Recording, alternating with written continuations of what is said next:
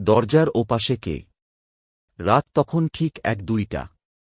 অন্বেষা একা বসে বই পড়ছিল, হঠাৎ দরজায় টক টক টক শব্দ হল। সে চমকে উঠল। এত রাতে কে আসতে পারে? জানালা দিয়ে তাকিয়ে দেখল, বাইরে কেউ নেই। সে দরজা খুলল না। কিছুক্ষণ পর আবার টক টক টক। এবার অন্বেষার গায়ে কাঁটা দিয়ে উঠল। দরজার ফুটো দিয়ে উঁকি দিল, কিন্তু বাইরে কিছুই নেই। কিন্তু দরজার নিচের ফাঁক দিয়ে সে স্পষ্ট দেখল, এক জোড়া কালো পা দরজার সামনে দাঁড়িয়ে আছে। ভয়ে সে দ্রুত লাইট বন্ধ করে বিছানার নিচে লুকিয়ে পড়ল। নিস্তব্ধতা নেমে এল। মিনিট 5 পর আবার শব্দ হল, অন্বেষা, দরজা খোলো। ঠান্ডা একটা ফিসফিসানি কানে এলো, কিন্তু গলার স্বরটা ছিল কেমন অচেনা, কেমন বিকৃত। অন্বেষা নিঃশ্বাস আটকে বসে রইল।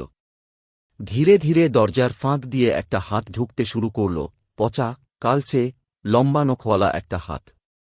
সে চিৎকার করে উঠে পড়ল, লাইট জ্বালিয়ে দিল। মুহূর্তেই সবকিছু নিস্তব্ধ হয়ে গেল।